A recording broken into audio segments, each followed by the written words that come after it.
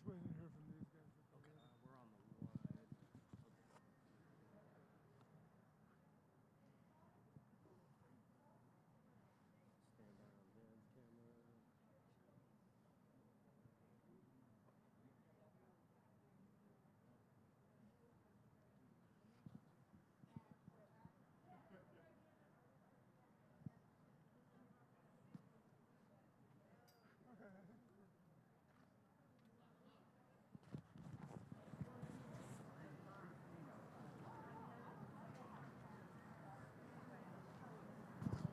Okay, hi there, everybody.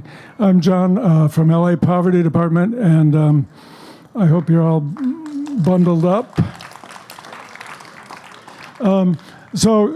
Tonight we're going to do the performance, The New Compassionate Downtown. This project actually started a couple of years ago after the voters of Los Angeles voted to create, a bond measure to create a lot of housing for people who need housing. And then they didn't want it anywhere. They didn't want permanent housing. They didn't want supportive housing. And they didn't want unhoused people either. And so the project was called Compassion and Self-Deception. And so when we started the project, we also asked Robbie Herbst and the Llano del Rio Collective to also work with us. They're over there, actually. And they came up with the plan. As everybody knows, it's all about being adaptive, right? So originally we were going to do this performance in our space, the Skid Row History Museum, with no amplification, no social distancing, no dinner theater kind of seating or anything like that. And we're going to have the exhibition on the wall and a publication. But now we're really lucky to be able to do the performance here in this manner and have an expanded publication, which I hope you got on the way in. And Robbie's publication is Compassion and Self-Deception, a Guide to Los Angeles' Moral Crisis. So we collaborated and also did our own trajectory and sort of mixed it up in that way. And so we ended up doing something called the New Compassionate Downtown, which is about sort of imagining what if downtown Los Angeles, rather than being marketed as a nightlife destination, was people were enthusiastic about moving there in order to participate in sort of the compassionate traditions embodied in Skid Row, Los Angeles. And Skid Row, Los Angeles, of course, is a place that wouldn't even exist if it hadn't been for 70 years or since the 70s, concerted efforts by activists who live and work in the neighborhood. So that's a little bit of a background, and now we're going to have the performance, The New Compassionate Downtown.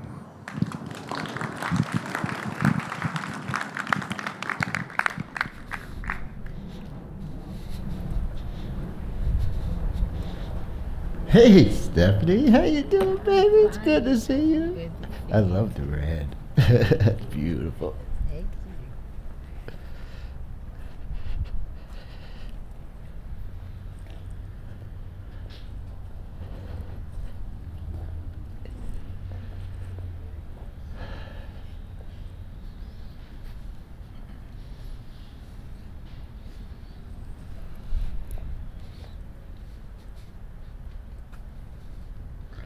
Looking for a place to move?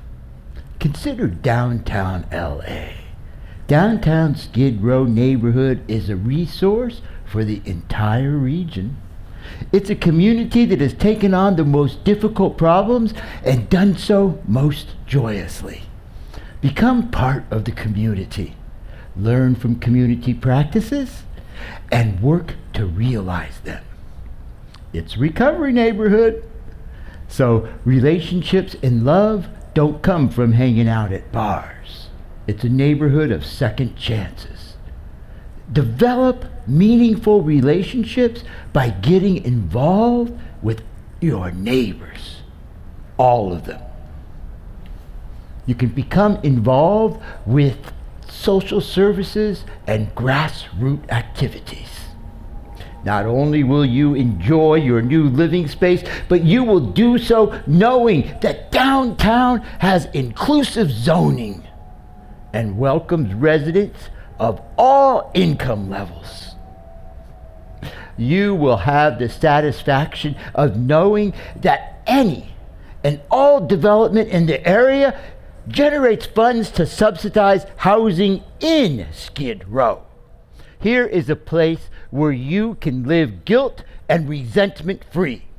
No longer will the subterranean guilt of ignoring privilege haunt you, and through psychological displacement manifest itself as anger.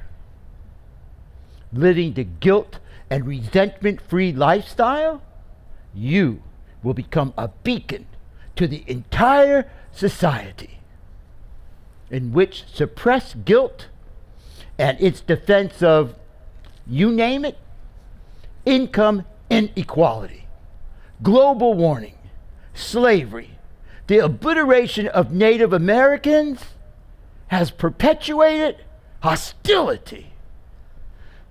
And now we are going to swoop into a meeting, the kind of meeting you can expect in the NCD, the new compassionate downtown. Follow me. Welcome. We were just sharing how we got here. What brought us to downtown? Yes. Well, I came to Skid Row like everyone else for the lack of love. I got love growing up, and I got kicked a few times. I've been betrayed, and I betrayed. I've been satisfied, and I've been disappointed. I knew when I came to Skid Row that something had to change. Because I wanted to be able to give of myself, because that's just the way it is. I loved, I messed up, and I didn't know how to give back. But I was able, and I wanted to be able to give. Thank you. Thank you, and thank everyone who shared why I came to Skid Row. Anyone else before we move? Oh, yes, please. Hello, my name is Tricia, and I have a makeup artist on a weekly retainer to handle this pimple on the right side of my chin. I'm tired of it. I'm so tired of it. $1,000 a week for a pimple? Time for a revolution. I'm not going to hide my pimple anymore. I am going to celebrate it. A pimple festival. The Miss Universe pageant, Pimple Edition. I remember when I was 13. I took care of this pimple myself with paint. When I got my first modeling job, I paid somebody $20 to hide it. Thanks to my success, I'm now able to afford to pay someone $1,000 a week just for this one pimple. Now, it's time for the revolution. And this revolution will be televised. The whole world will see my pimple in all its humble beauty. Power to the pimple! Power! Okay. Thank you. That was beautiful. And well, when did you move here? Just 3 months ago. Change, real change, is possible. It's made possible in the NCD, the new compassionate downtown. And also, every success brings new challenges. We're never going to be floating on a cloud forever, not in this life. My grandmother, bless her heart, used to say, you've got to take your miserable life and make it happy. That's easier said than done. Many times we're busy doing the exact opposite. And happiness fades. We can't sustain it forever. At some point, we've all got to leave the party and go home. And we can turn that into sadness or not. We can savor the moment or lament its passing. Am I right? Yes, sir, you're right. You know what? I was talking with the Cubanos because we are a distinct group within a Skid Row community. I tell them that coming to the workshop because here we can be free to explore things with our words, our movements, our imagination. Here we are free and free of freedom.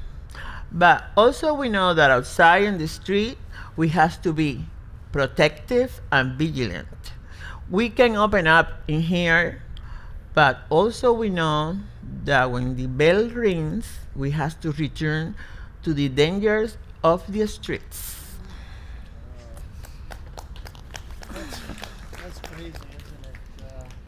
Well, we have a lot more work to do. And yes, Lee?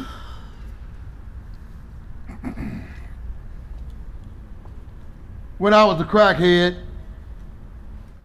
I was always going in and out of prison. Well, this one day I was getting out, and I did. I was waiting outside the prison at the bus stop with another guy, and we were waiting on the bus. The bus didn't come, so a counselor came riding out the prison going home. He drove over there and asked us what were we doing there. We were like, no bus. He said, come on, jump in, I'll give you a ride to the bus stop. And so when we got in the car, he asked us what we're gonna do when we get out, what are our plans? And the other guys started talking about how they were gonna stop smoking drugs, stop going back and forth to jail and prison. But me, I didn't have no idea what the hell I'm gonna do.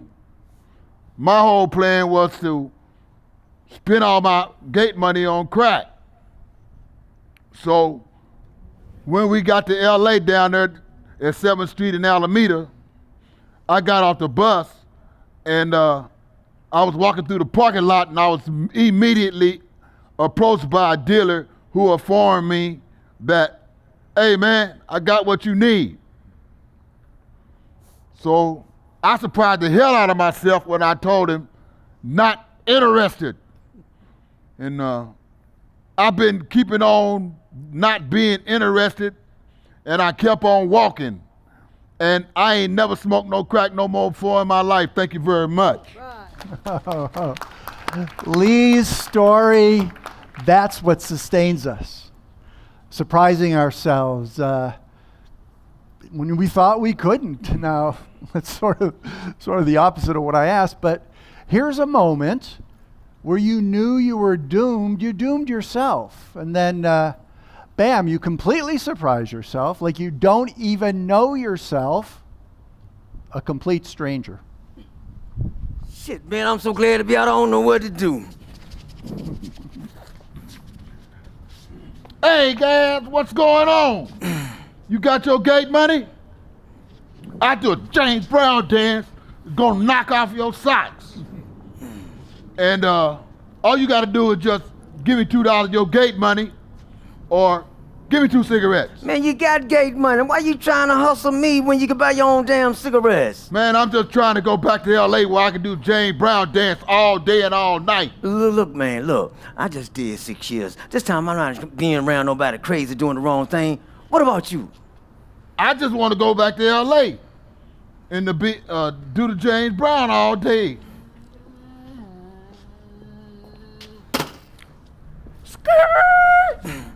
Hey guys, you waiting on that bus? I know everybody waiting on that bus. Hop in, I'll give you a ride. I want to ride. Can I jump in? Sure. Hey, look, check it out, man. I just got out of prison. Man, I don't want to go back. I want to do the right thing. I like that attitude. Hop in. What about it, sir? You going? I'm leaving right now. Okay. Yeah. As a counselor, I have to say it. Today is the best day of the rest of your life. Anybody got any thoughts, any plans? I do. I want to do the right thing. Look, if you help me get a job, I'll do any kind of work right now. Anything. Well, what do you want to do? Well, I don't have any skills or anything, but I do anything. I work overtime and work hard too. Well, that's okay. Skills and come. It's all about having the right attitude. What about you, sir? What do you want to do? You got any skills? I just want to go back to doing what you think I should be doing, sir. Damn! What? Get your damn Okay, driver's here we license. are at the Greyhound station. You can ride that gray dog all the way to L.A. Take a nap, be there before you know it. Sir, you got the right idea. Sir, good luck with those James Brown moves. Let's keep talking. Maybe I can get you an agent. Hey, thank you. Thank you for the ride, sir. You got it, you got it. Hey, look, check it out. If we pull our money together, we got $350. Want to get a room? I want some cabbage. Look, man, ain't no whole lot of money. I'm not trying to spend it on nothing unproductive. Yeah, I'm just looking for somebody who has something to offer around here. Hello. ¿Qué pasó? Look at you. ¿Qué pasó? What you want, man? You need anything? I got everything that you need. Got some crystal meth. You want some? It's a bomb, man. It's a bomb. What I got, man. You want some? No, I just need a place to stay. No, chico, no, mira, espera. Wait. I got no rooms, okay? But I got anything else that you need. You want some? What's up, man? Not interested. Come on, man. Shit, slow down.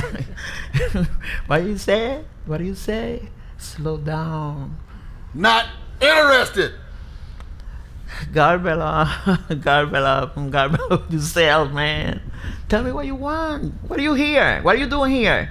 I don't want nothing. I thought I did, but I don't. Not interested. Not interested. Not. Goodbye. Hey. Okay. Launch your ass into outer space. Hey, look, check it out. They got this place called the Wine Garden on 5th and 7th Pedro, man. Yeah, man, it's only $17 a night, man. They got the down up in there, man. Look, we can go stay all the way up in the next week, man. You know, and look out for each other. You know, then sign up for Christmas and yeah, try to get a job on Monday. I heard the wine garden throw people out of the window. That's okay. That ain't got nothing to do with us. Shit, we just need a place to stay. We ain't got nothing to do with that shit. Okay, you got your head on straight. I'm in. Man, let's do this. Let's do this. Hello, I'm Josephine. How y'all doing? Welcome to the Wine Guard. We got plenty of room. You see that girl there? Yeah. This is the homeless shelter. It's up on the 4th floor. We have to take your money, put it in a safe deposit box, and then we're gonna give you a receipt. So,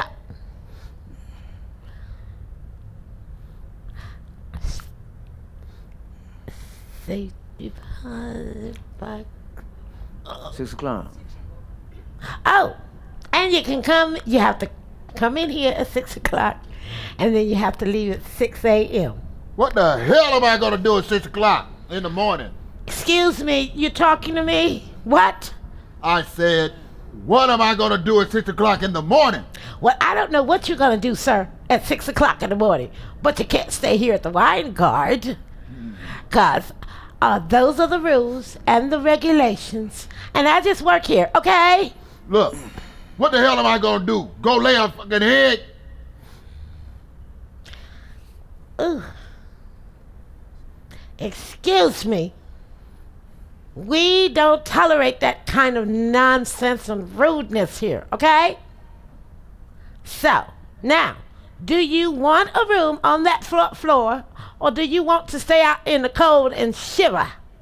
Okay, I guess you talked me into it. Okay, so that means all your money and your change, you leave it at the front desk, you sign in, and you're sharing rooms. There is no single room occupancy. And I'm letting y'all know that right now, okay? So anybody that's snoring, you put some toilet paper in your ears so you won't have to hear them. Put some toilet paper in their damn nose. Maybe they won't snore. That too. That will work also, whichever way you want to do it. But there is no intercourse.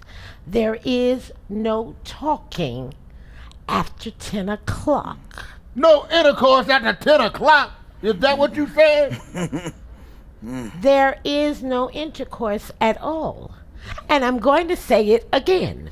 There is no intercourse at all. Everyone should be sleeping. And if you have to use the toilet or anything like that, you have to go before 10 o'clock. And if not, we're putting you out. What if I had to pee after 10 o'clock at night? Well, the security guard will escort you around to the bathroom. Urinate as much as you possibly can. Don't drink no water after 7 o'clock. And then you might not have a problem. We'll take it. Come on, come on. Shit. Tore up ass shit. What the wine guard is, it's people. You just saw a woman, an unsung hero of the new compassionate downtown. She is one of the people that lays down the foundation for people to rebuild their lives.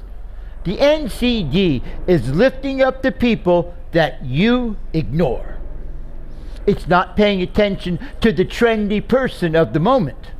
No, the NCD is paying attention to the person that shows up at the wine guard 6 days a week.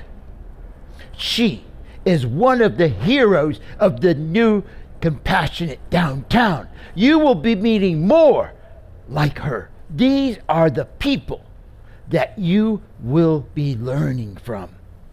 This is the new compassionate downtown. Wonderful, wonderful. I could not be more pleased at the way we're going. We are opening up dialogue with each other, and we need this. What we're trying to do is to get people to reach across the aisle. Now, a lot of you might not know how the services down here work. If you don't have a place to spend the night, but you got $17, well, then you can spend the night in the Weingart Center dormitory at 6 in San Pedro. And I'm just amazed that you're all here tonight. Comments? Me? Yes. I can tell you myself, as a man who's been around a very long time, I gotta pee after 10 o'clock. And it doesn't sound very compassionate to me, someone saying, you can't pee after 10 o'clock. You have to have a security guard walk you to the bathroom and watch you pee? He's gonna get pretty tired after the 5th or 6th time. Think about it. He's getting minimum wage. And he thought he could just come to work, sit in a chair, and sleep the whole damn night. Well, forget about it. 'Cause I gotta pee. Okay, nevertheless, it might not seem compassionate, but given all the need, it is. So just try to wrap your mind around that. Still gotta pee.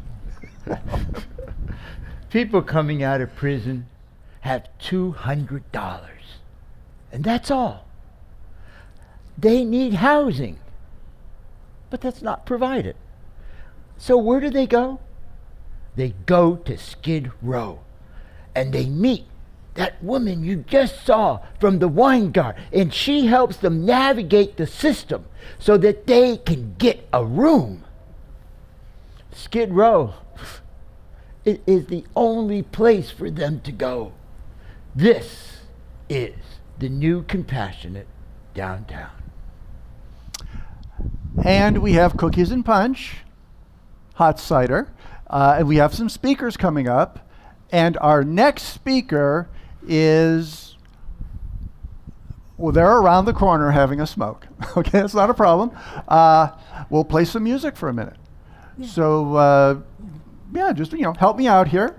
And we are going to give ourselves a musical interlude. So, 1, 2, 3, 1, 2, 3, 1, 2, 3, 1, 2, 3. Humility, humility, humility, humility, humility, humility. Okay, that's your bass line. Just keep it going in the back of your head. Humility, humility, humility. Okay, you got it. Just keep going. You're walking down the street, saying hello to the people you meet. Some have makeup, some have smiles, some look through you like you're not even real. Humility, 1, 2, 3. You wake up in the morning, you look in the mirror, and you rise to meet yourself. Humility, 1, 2, 3. You do or you don't like what you see. Humility or shame, that's the name of the game. 1, 2, 3, 1, 2, 3. You look to the sky and the clouds moving by, and I rise.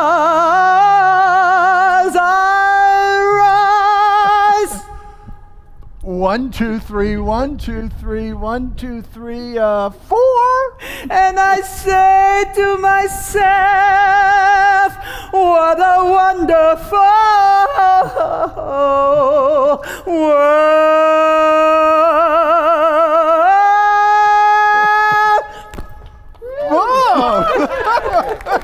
Whoa. Thank you, Louis Armstrong. What a wonderful world. Wow, that was something. In one word. Refreshing. Absolutely. Absolutely. Yes, please, go ahead. Hello, my name is Marjorie, and I have been living downtown for 9 months now. I never really understood what humility was until I experienced it. I was living in Paris studying dance. The training was intense. I exercised and improvised all day long, trying to control the movement, working so hard. One day, my body broke down.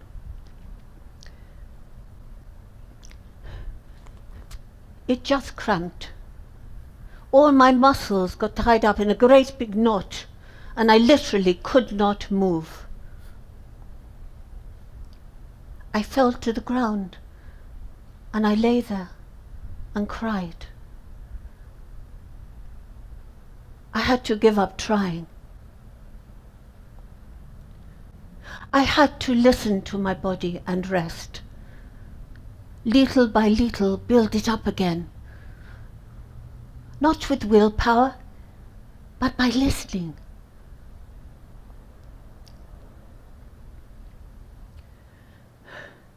And then I realized that this was humility.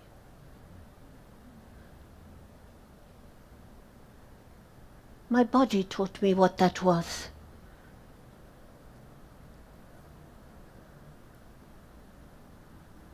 And I found a new way of training and a new movement. And a whole new world opened up.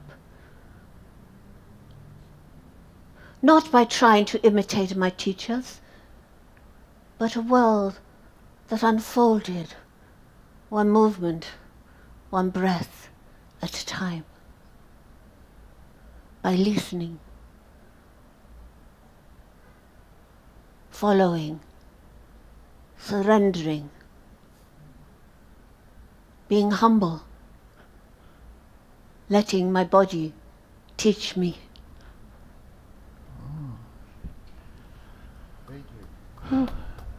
Thank you. Thank you, Marjorie.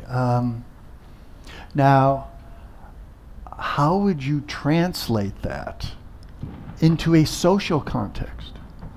How could how should humility show up and function in the new compassionate downtown? Even better, what is the value of listening in the NCD? Because it truly is one of the most important values here. And we are so honored to have with us tonight Joan Soteros, the now retired director of the St. Vincent de Paul shelter on Winston Street. Now on the street, it's called the Misery House, but people say that with love. Its real name, doing the best I can, miserere is Latin for mercy.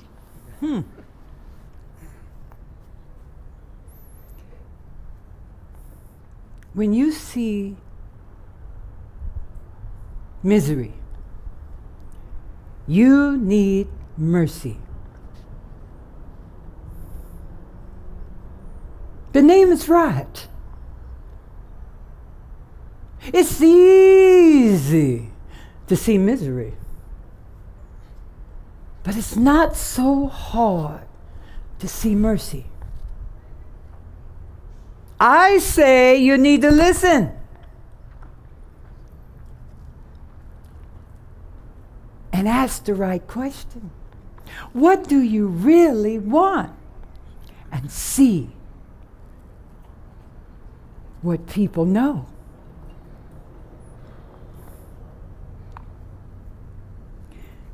You can come inside. We have a bed upstairs. You don't have to stay out here in the rain. No thanks, ma'am. I'd rather stay here. But why? It's wet and cold out here. I don't mind the cold, ma'am. I'm used to it. Wouldn't you rather be inside, out of the rain? No, I'm good. Wait a minute. What would you do if you could ask for anything you want? I'm not going to tell you, because you don't understand. I haven't met anyone who's paid enough attention to understand. Just leave me alone. I'm happy not to think about it. Thinking of the good brings out the bad. I feel your mercy, and if I let it in, I'll cry all night long, and all the next day, and the next night, wash all the misery away out of my body. All the abuse, the misunderstanding. I once was a happy kid and dreamed big. I could never go back to that time. It's been covered in so many layers of, well, call it misery. I have to cry.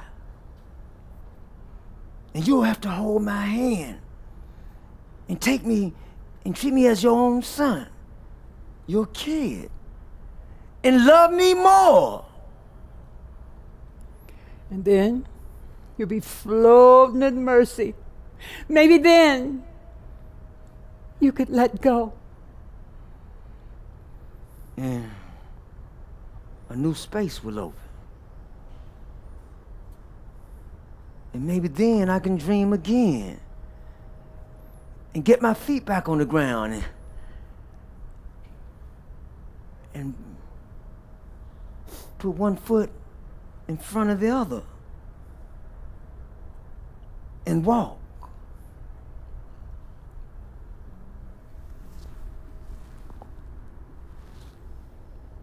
Walk on. Joan is famous for saying, we only have one rule here at St. Vinny's.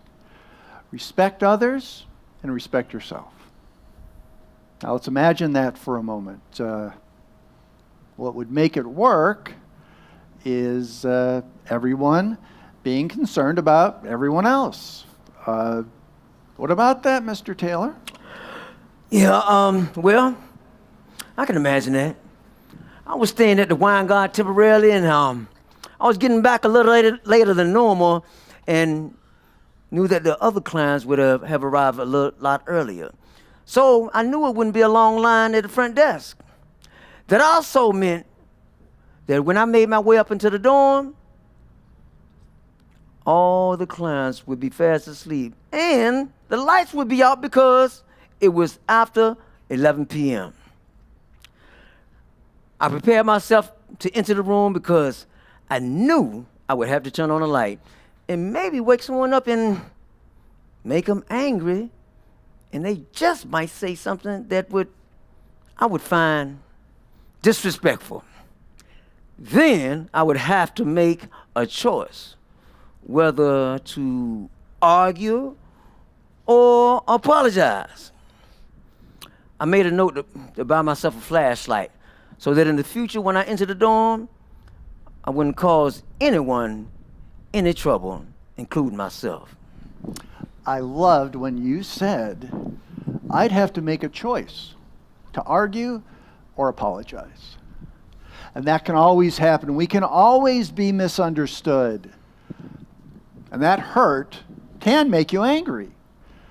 And being angry can and will make the situation worse. Like whoever burned down the porta potties that the mayor put out on Main Street at the beginning of COVID.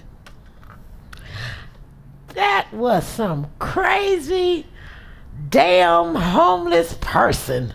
No, it wasn't. It was some crazy, angry loft person. Well, hell yeah. Them potty porters, they some kind of invitation anyway. Come on up here on my doorstep. Come on up here on Main and pee on my doorstep. Oh my gosh. Ooh. I worked so hard to stay in this area of town to get some porta potties close or near to my front door. I get it. There are some less fortunate people in the area with challenges. I pay enough taxes for food bank and service and donate my time and service. Why they have to infringe on my comfort? What more can I do? These people up in the lofts, they always complain about us. What are we supposed to do? As far as they're concerned, we don't even exist. They say we stink, and I say screw them. Hey, Ling Ling, I have been staring at this porta potty for 10 minutes. Yeah, Tom, I tell you, man, I think we're thinking on the same line because it's been on my mind a lot, too. You know, I'm tired of seeing all this unnecessary shit that goes on around here. Am I right? Well, yeah, I sent 6 different emails to 6 different city people. Oh, and I got one back saying I'm out of the office for 2 more days. I didn't hear anything back from the others. Ling Ling, we're on our own. Yeah, I didn't even go to conventional route. Actually, one day, I went over there last week, and, you know, it's these 2 particular guys. You know, the tall guy that wears the same overcoat, real dark overcoat. And man, does it stink. I know you know what I'm talking about. And he's always with this woman, right? You know, the one that wear the real tight Daisy Duke shorts. You know, and you know, they always up there and trying to think they run that shit, man. And, you know, people, it's ridiculous because people really need to use the restroom, man. And they can't get access to it, man. You know what? I think he's a pimp or something. I think they trying to trick stuff in there, man. Whatever they doing, it's illegal, you understand? So I went over there and said something to him. You talked to them? Really? Yeah, I played I was nice about it, man. But I played a little dumb, you know, and like I had to use the restroom, right? You know what he told me? It's in use. Man, I've been watching that porta potty for 10 minutes, man. Ain't nobody up in no porta potty, man, or something. But I had to play dumb, man, because I don't know what he'll do if I call him out on it. Oh man, I had no idea that was going on. This porta potty is so stupid looking, and it's on Main Street. This is a street of sophistication, and suddenly there's this big plastic thing that smells. But now you're telling me there's like a crime syndicate based out of it. Yeah, that's what it seems like, man. And being at the place where it's at, man, you would think they would patrol it more. I haven't seen one police officer, not one, man. But you know, it's a few homeless people over there that I've come to like, man. And I've seen them try to get access to it, and he just can't, man. Man, I'm concerned, man. I was thinking about just, I don't know, man. I was thinking about, what do you think? Go to the authorities or what? Okay, there is a real issue here. Not enough toilet access for people on the streets, and not just for homeless people, but for tourists. Everybody needs it, and I get that. But to just throw a porta potty on Main Street and turning it over to the criminal element? I mean, come on. Where's the strategic thinking behind that? It's so stupid. Yeah, I don't think no tourist's gonna use it anyway. There's a foul smell and everything. Well, if it's a Russian mafia tourist, they'll feel comfortable. Maybe so, but everybody deserves to use the restroom and to feel safe in doing so, am I right? Yeah, and everyone deserves not to have to stare at a porta potty all day. I haven't seen anyone get hurt. Well, not yet. Sooner or later it's gonna happen.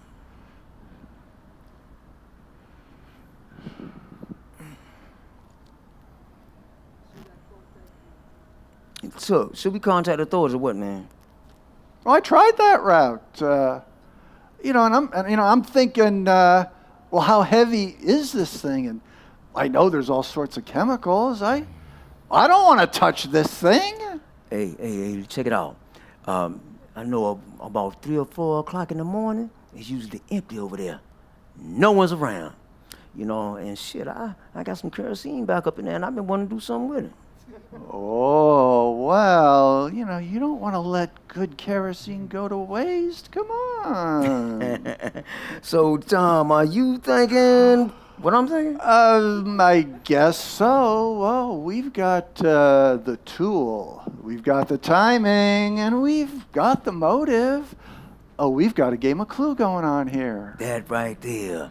And look, since I'm in the strategic spot from my window, I can watch out while you do everything else. Whoa, wait a minute. You're going to watch me getting arrested for burning up this toilet thing? No. This is going to be on the front page of the LA Times, and you're going to watch. That's your plan. Well, Tom, look at it like this. I'm going to be the one making all this loud racket, man, and attracting attention to me. So you'll be in the clear. Your real loud racket is what? You're going to scream Rosh Hashanah? I mean, come on, what is this? No. That's way too long. I was thinking something along the line of whoop-de-whoop. Whoop-de-whoop? Oh. Yeah, that'll get everyone's attention. Oh, that'll give me at least an hour of free time. Just one really good whoop-de-whoop. Yeah, man. Yeah. Okay, let's just hire somebody. Okay, then we can both watch. We can both say whoopie-whoop. Right? Just give them $20. Look, there's people on the street. They're desperate for money. $20. Just tell them. Show up at 3 a.m. Splash the kerosene, light the thing, you get your $20. You get 10 now and 10 after it catches on fire. Tom, if you love so rabid, man, if you give him $10 now, you'll never see him again. Yeah, okay, you're right. Look, man, I really want this thing done, man. And it's Tuesday, and before Friday, we should have this shit done, man. I'm telling you, man, I am ready, and I'm hyped, and I'm glad you came up with the idea.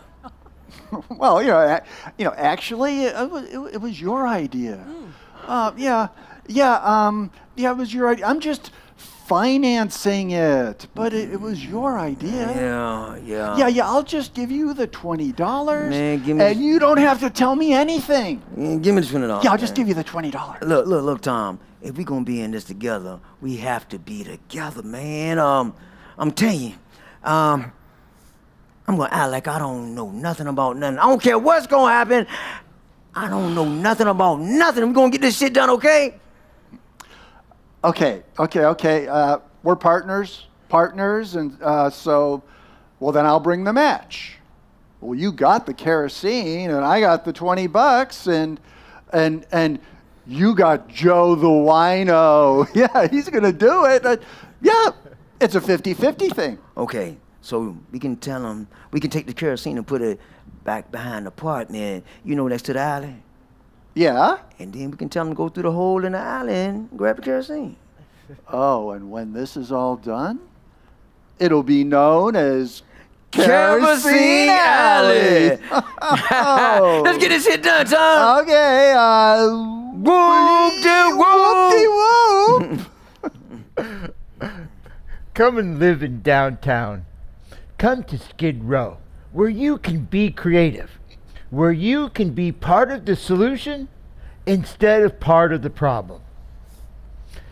Come to Skid Row, where compassionate solutions are invented every day, because the old concepts, they simply don't work anymore. And that is what we're selling. Thank you, sponsor. What happened to kindness? I'll tell you about kindness. I was living in Skid Row. Oh my God, I was hungry all the time. And I had to go to Pasadena. And when you're on the metro system, all the restaurants like Carl's Jr., they don't take EBT. No. So I was in Pasadena because I was trying to find housing, which is very difficult when you're homeless. So anyway, I came back to Skid Row and I was starving. And I saw this really cute 1950s style diner. So I went in and I sat down at the counter. Hi, I'm Doris. Can I help you? Why, yes, Doris. Can you hand me a menu, please? No problem. There you go.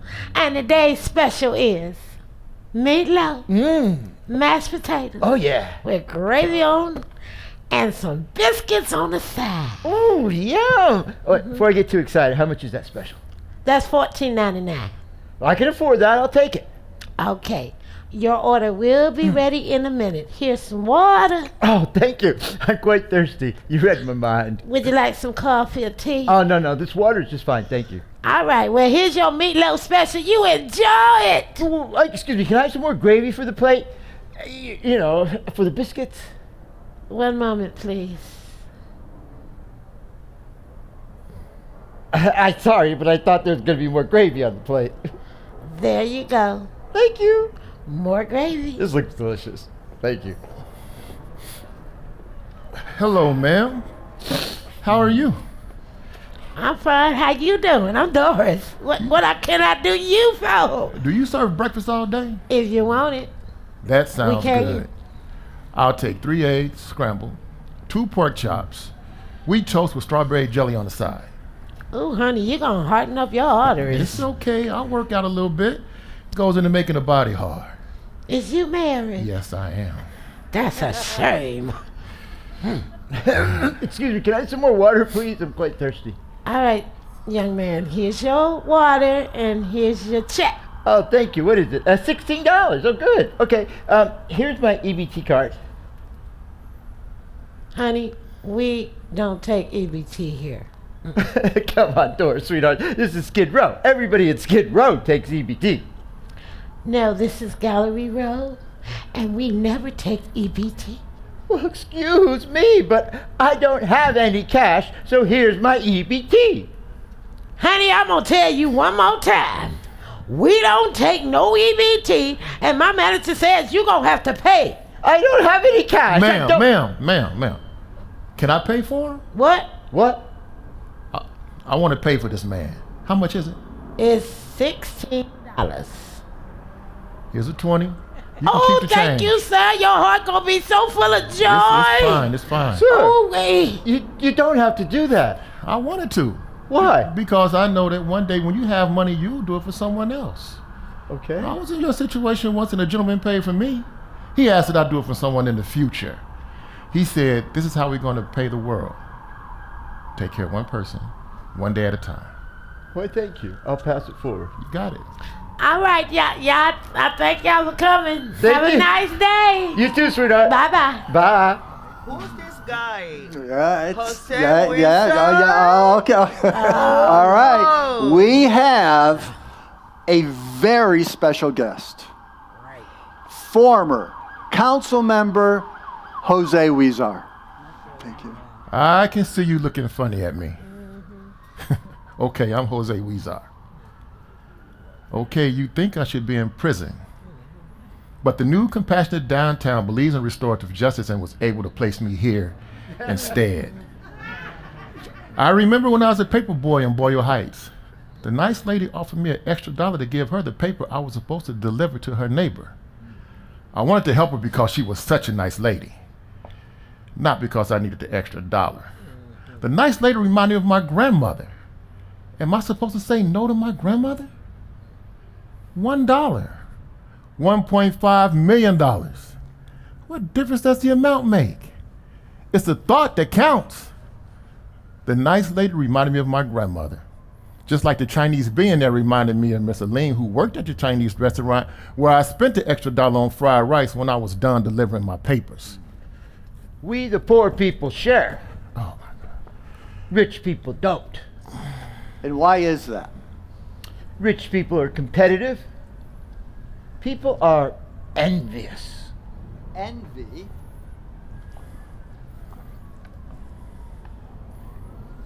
That ain't too much different than it is at my house down at Skid Row. Texas. Where the tenants, they sell their keys. California. Sorry. When I came to California from Texas, all of my friends and family, they was always telling me that I wouldn't be able to live here. They said I wouldn't make it for 5 years. So when I went back to Texas for my sister's funeral, I looked for all of them damn fools. And now one of them is around. Some of them is from over here, they up in jail. Some of them over here, they all in prison. Some of them over here, they all dead.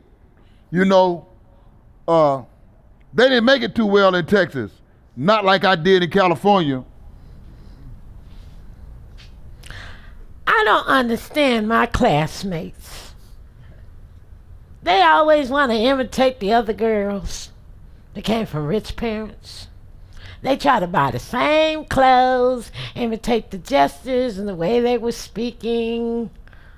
Now, I grew up poor. My grandmother raised me. She made all my clothes on a Singer sewing machine. And ain't none of my clothes look like nobody else's, because I'm just me. That's me. Now, you won't catch me going out there with no hoochie ass skirts on, because that ain't me. Mm-mm. And anybody that dress like that, you got a serious problem.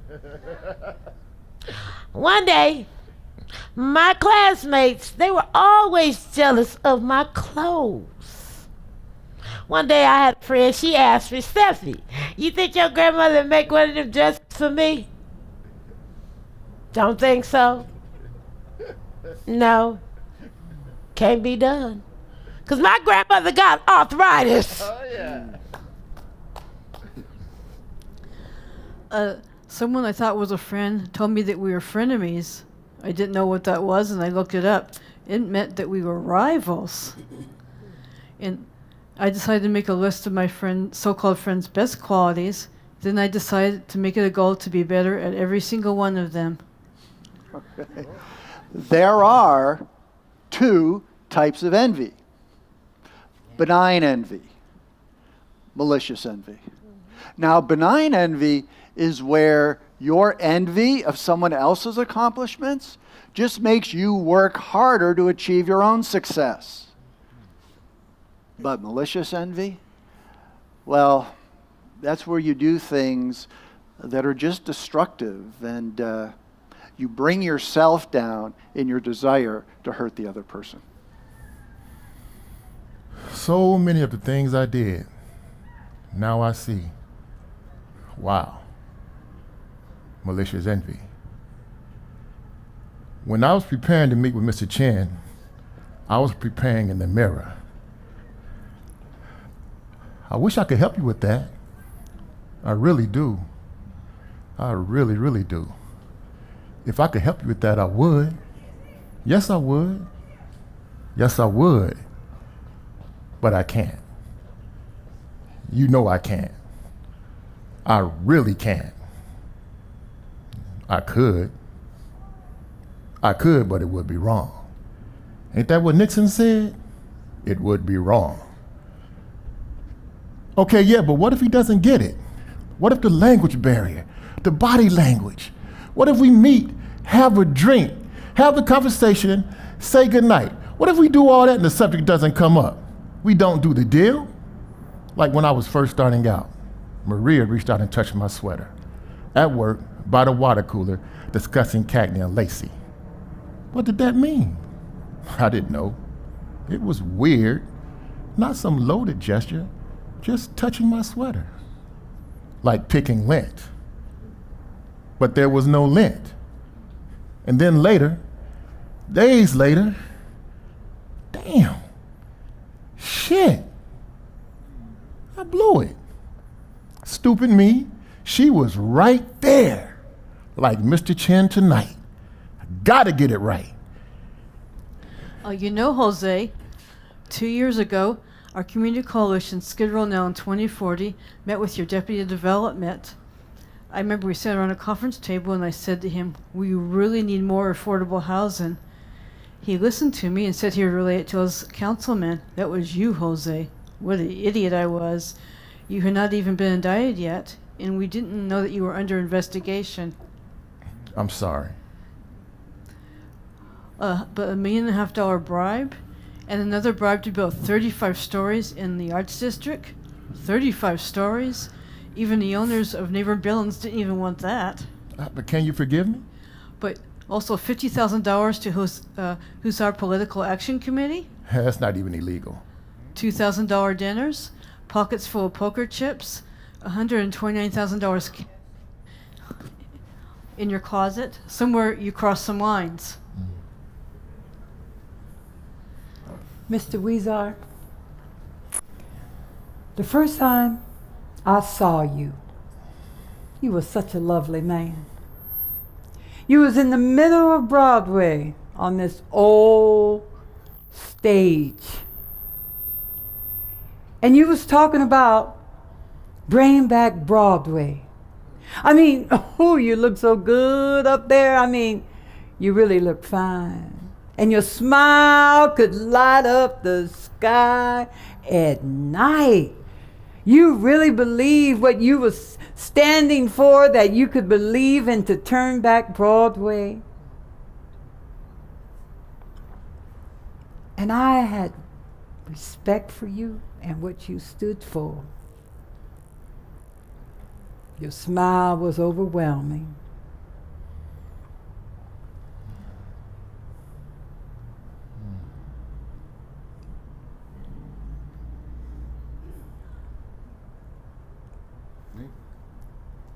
Hey, Weezer, why did you lie to us?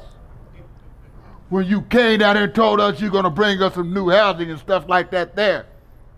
I thought if I could bring back Broadway and get big money down here, that would help everybody. You know, like trickle down. But it just kept going up, up, and up. And there was never any down. So I feel very bad for that. And I'm glad I'm here at the new Compassionate Downtown and that you guys wanted me to have this redemptive experience with you rather than spend the next 5 years in jail. Or 20. So I love all you guys. And I'm doing whatever I can to make amends. Well, when you think about the Katrina and the tsunami that happened in Japan, where all of those people, they lost everything they had. And when they came back to where they lived, they didn't have nothing. Now, don't you think that could have happened to you too, fool? Check this out. What would you think about if you had to walk down the street and be homeless and stuff like that there? I agree with you. I agree with you. But I was deathly afraid of that happening to me. I think that motivated me to get high above the penthouse so that would never happen to me, no matter how high the waves were. Oh, so I get it. You built all them damn penthouses so you can make sure that you be on top of the world and you don't have to worry about none of that shit, huh? I can't deny it. I guess what you're saying is yes. Yes. Oh, yeah. And do you have a God, one that you can believe in? I'm a man of faith. I was raised Catholic and I've always had faith. You know, it's crazy how these things can go on at the same time. Okay, there's a lot of energy here around envy, avarice, gluttony.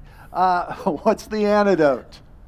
Well, you can take a look at 12-step programs where helping others is the key to your recovery.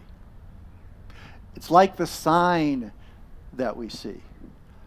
My mask is for you. Your mask is for me. Jose, I'd like to say that, at St. Vinny's, where I've been working for the last 15 years, we have one rule. Respect yourself and respect others. Respect yourself and respect others. Yes. Dwight, I never thought about it that way. I guess it's more than just a smile on my face and the fancy dinners I pay for. That was all for me. Me. Now, I think respect, Dwight, is wanting the best for each other and seeing the best in each other. I never saw Skid Row.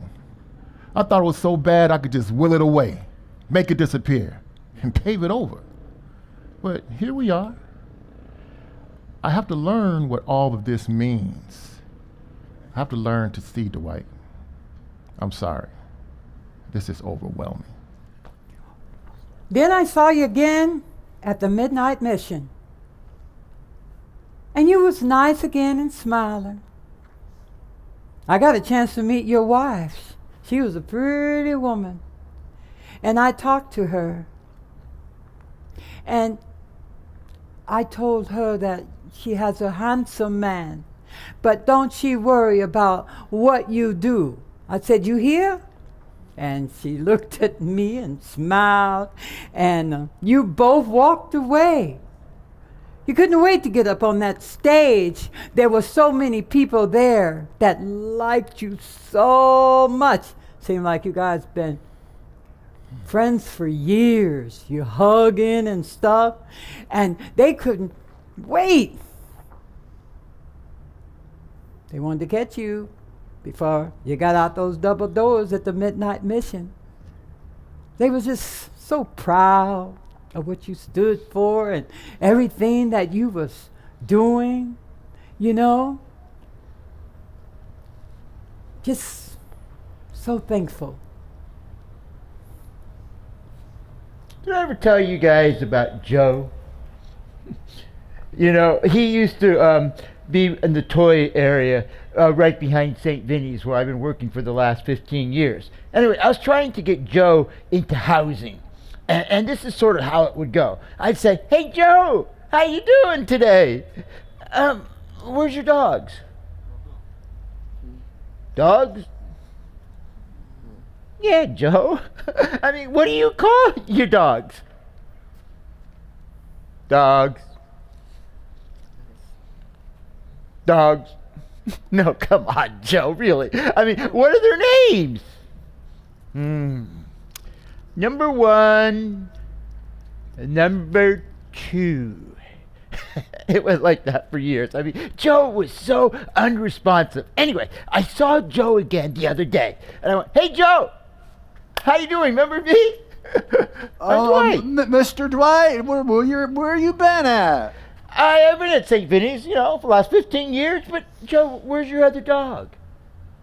Oh, well, number one? Yeah.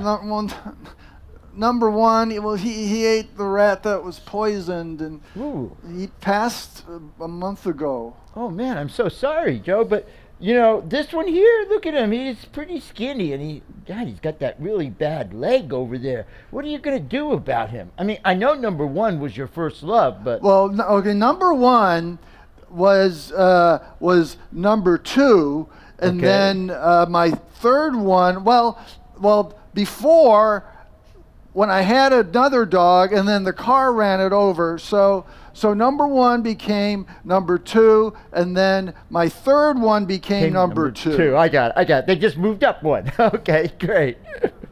But Joe, he's pretty skinny. And his belly is swelling, and it's bad. Something's wrong. It's very bad. Yeah. Look at him, Joe. It's like he's got no teeth, and he's whining. Well, not all the time. Yeah? Joe, but he loves you. But he's in pain. He's in really bad pain, Joe. A few years ago, my dog Rex was in pain. He got hit, and he was suffering. And Joe, I had to ask myself, is it better for me to let my dog Rex live in that pain? Or would it be better for me to lay him down and just get him all the things that he loves and rest beside him and gently let him go? My dog Rex, he was this dinosaur of a dog. He was always protecting me. But he looked up at me with these smiling eyes. Joe, my Rex, he knew what was happening. What?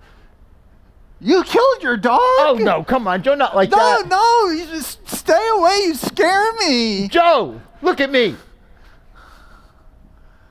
I'm going to tell you something I haven't told anybody before.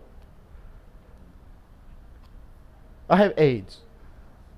And my doctor said that if I get sick, I'm going to be in real bad pain, Joe. And I'm going to be hooked up to a machine, and I'm not going to be able to take care of myself.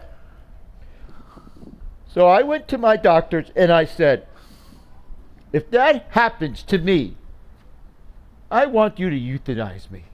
I want you to put me down. Pain is atrocious, Joe. But I take care of my dog, and he's not on no machine. You can see that, and look, his tail is wagging. Again, Joe, he loves you. But Joe, he's in pain. And I'm going to tell you something. If you were taking care of me like that, I would not want you to, Joe. I wouldn't. Well, what? Well, maybe. Maybe. Yes. Maybe. Yes. Maybe we can do this together. Yes, we can. We can. Yeah. We can get a big plastic tub. Okay. And we can put my dog in the tub. Good. And we can go down the ocean. Yeah. And we can just push them out into the ocean. Joe, the Indians did that to their most sacred people, the ones they loved the most. I mean, they wouldn't put them with lard, but they would gently put them into the infinity of the sea, into God's love,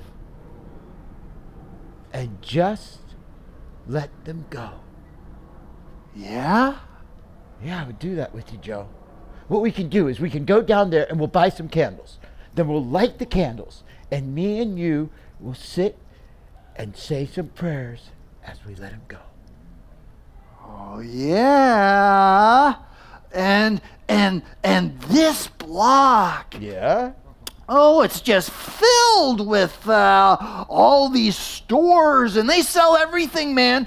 Oh, they sell candles. Well, they sell prayers. And they sell incense burners right over there. But Joe, think about it. Think about it, Joe. You are going to be alone for the first time in a long time. You are going to be alone all by yourself. Joe, come with me to Project Room Key, huh? What do you think? I mean, it's not the most grandest place. There's no mint on your swimming pools. But Joe, they have a roof over your head, and they have a soft pillow on your bed, and a key to your own place, Joe, and meals.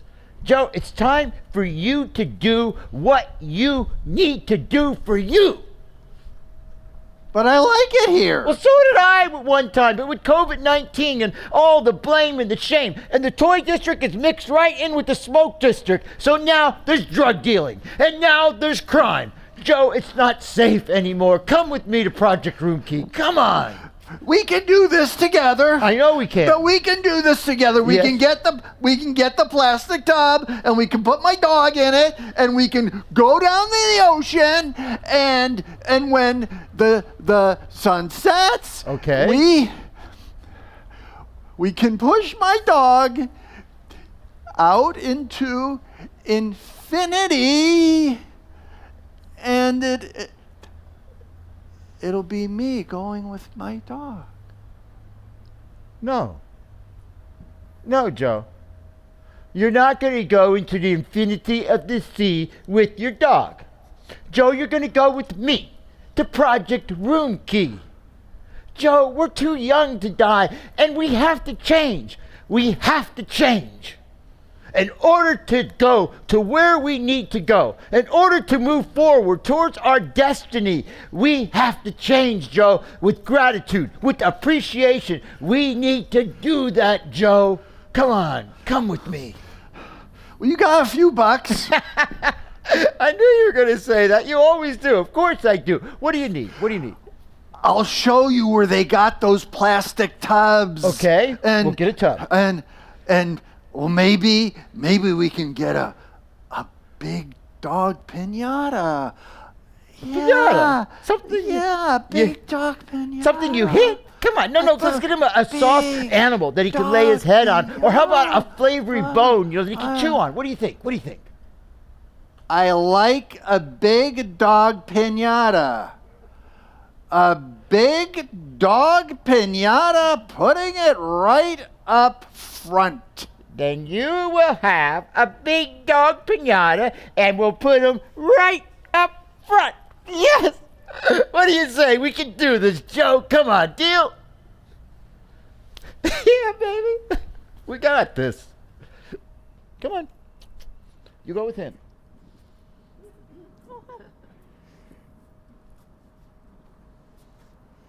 Oh, sir, you forgot your bag. Hello, sir.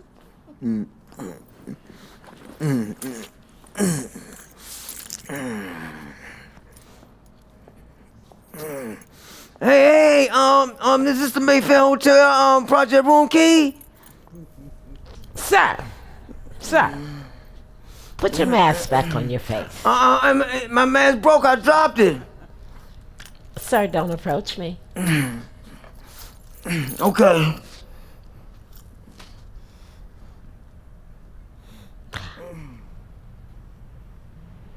Can I talk? You gonna take my temperature? No, I'm gonna. Can you stop talking until I give you a mask? Yes. Okay. Now, lean forward. Don't you move. Oh, your temperature's fine. These are my clothes. All right, you're gonna put your clothes over there on the security table. The security guard, he gonna check your clothes and your items. Say, man, what's this damn toenail clipper doing right here, man? I got you don't need them up in here. I got fungus on my big toe. All right, sir. If you need to use your toenail clippers, what you do is come on downstairs and you check them out. Okay, man. Come over here. Take everything out of your pockets. Now, will you lift your arms up a little bit so I can wind you? Beep beep beep beep beep beep beep beep beep beep beep beep beep beep beep beep beep beep da da da da da da da da. You want some dinner? Yeah, I want some dinner. I ain't nothing all day. Okay. Right. You gotta ask me something. Don't you gotta ask me some questions or something? Oh, yeah. That's right. I truly forgot. I'm so tired. Okay. I have a few questions to ask you. Do you feel sick or feverish at any time? No, none of that. Do you have diabetes? When my cousin, uncle on my mama's side, they had it too, and they used to come over all the time. We used to get together and play Tonkin Bidwiz, and we used to go over there to our other cousin's house over there in Portland, Virginia, and we had a good do you time. have diarrhea? No diarrhea. Okay, what about a headache? Do you have a headache? Let's go back to the diarrhea. I ain't had enough food to have diarrhea. So you telling me you constipated? Constipated. Oh Lord! Have you been exposed to anyone that had that coronavirus? No. That's that thing on the news. Do you eat pork? I like mine fried. Okay. Do you smoke, drink, or do any drugs? On the weekend. Okay. Do you pop pills, uppers or downers? What do you do? Heroin? In the hospital. Okay. What's your last known address? That's a long time ago. Way over there. 1622 Mockingbird Lane. It was way across the street, and they had a big old white truck in the front, and it was beside this blue house, right? And my cousin, uncle used to come over there. Okay. I used to play Have you ever had a sandwich and you bit into it and it didn't taste right, so you gave it to someone else and it still didn't taste right? No, I didn't do that. But the cousin from across the street, they used to come over all the time, and we used to play beer whist and tonk and chew, and everybody had a good time playing beer whist and tonk over there. Okay, do you have a special diet? No, well, yes. 4 years ago, I had a salt diet in jail. Okay, red meat? Chicken. I love chicken. How much red meat do you would say you eat a week? How much chicken I eat? You got it now? Okay, we have a lot of hot meals, and you can have as many as you like. Damn.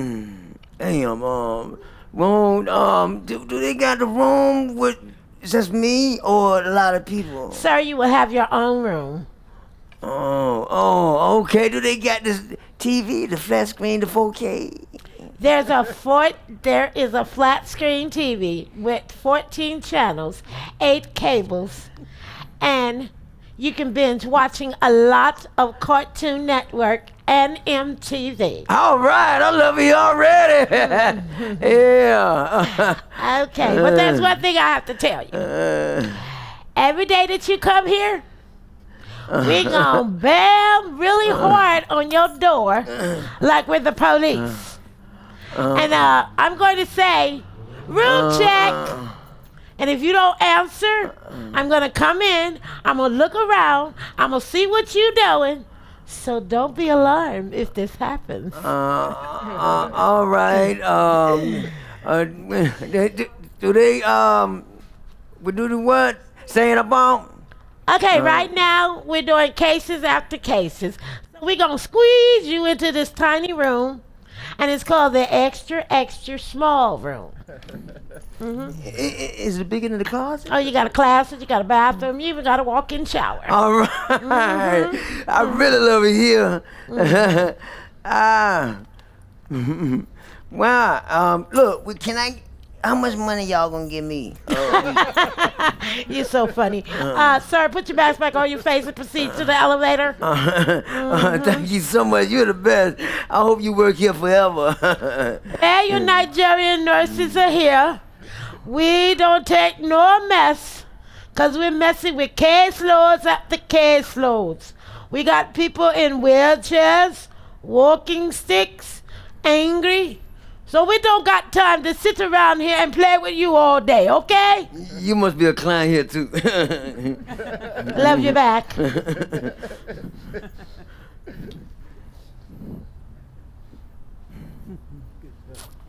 Well, I'm glad to see we have some other hotel residents here. How have your experiences been? Yeah, okay. I'm Leila, and I am a project room key at Mayfair Hotel. And guess what? They don't treat you right.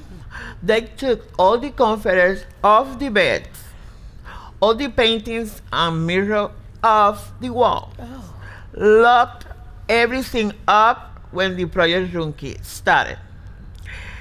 It's a project. Also, you have to be in the building by 7 p.m. or you out.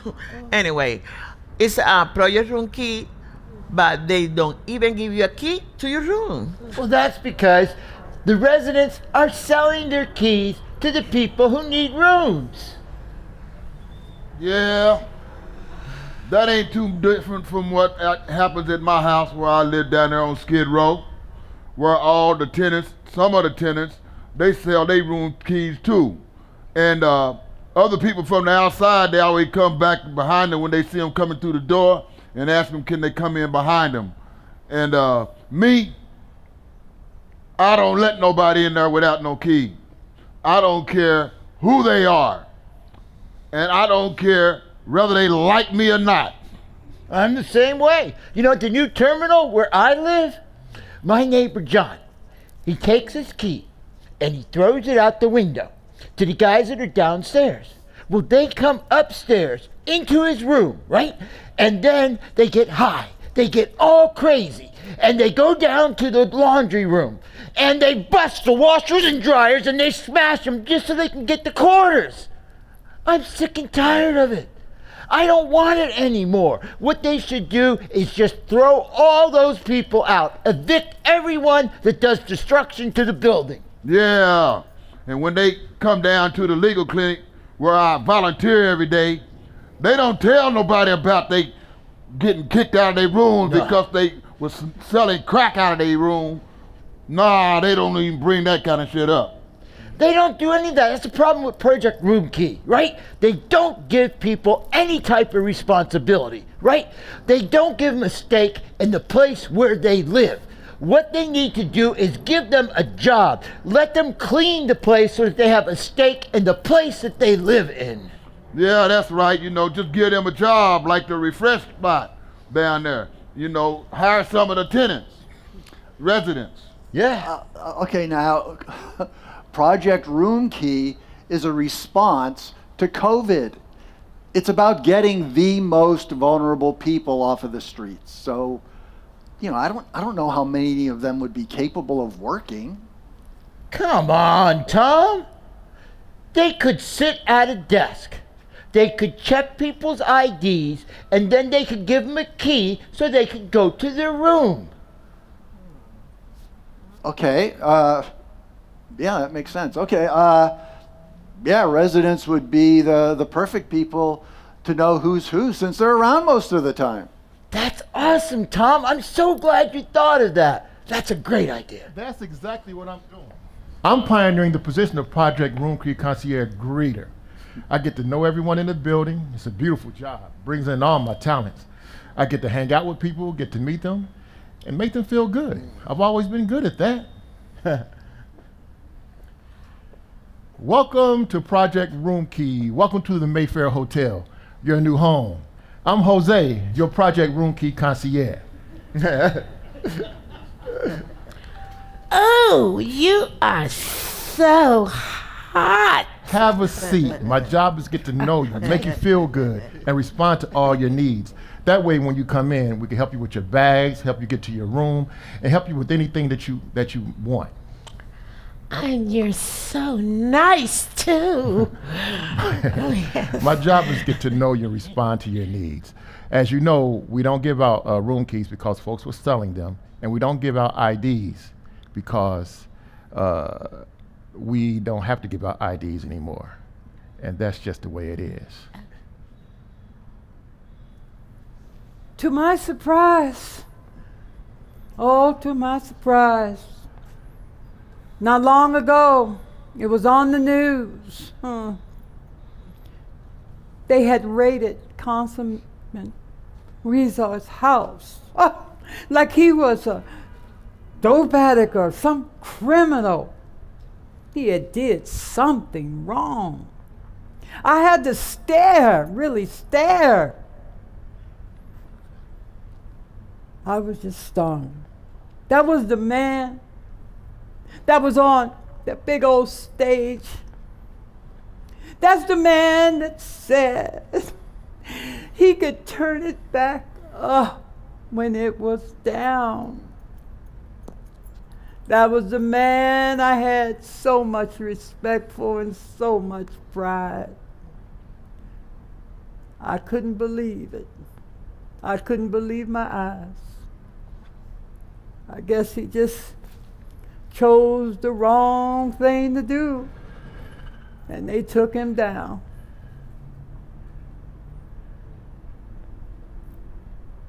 When Such I a sad first moment. got indicted, people started coming to me saying, you could start some Institute for Ethics and Politics at USC. You can make a big, splashy, high-profile reinvention and rake in legit money and publicity for that. And I could do that. You know I could. And I could make it big and splashy. But so what? I'm happy doing what I'm doing. One person at a time, one day at a time. And I'll keep on doing that. That and only that. You know what?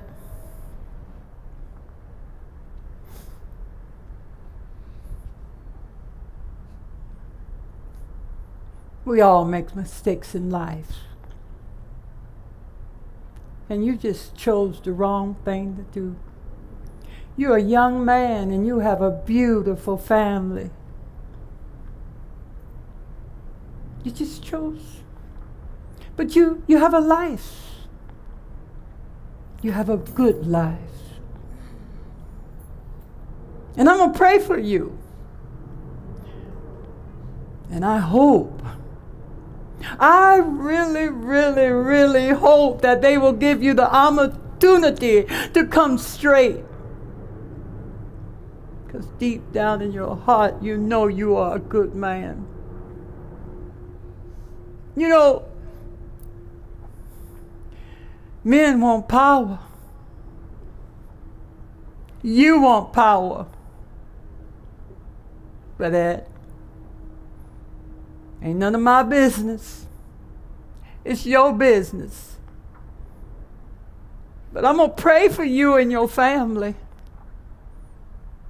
Because ain't nobody an angel. I, for one, I ain't no angel. I ain't no angel either. No angel. I am no angel. Not an angel. I ain't no angel. I mean, sometime I am, but right now I ain't. In the city of angels, I'm not an angel. I'm definitely not an angel. I'm not the angel. Hey, guess what?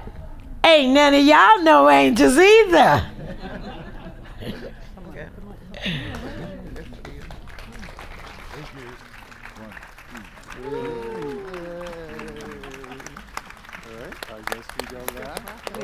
Thank you, Oh, I guess everybody. we're doing another one.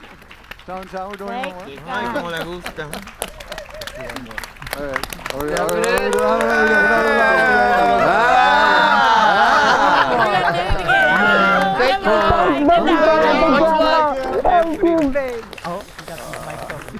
You have died. I know. Oh, sorry.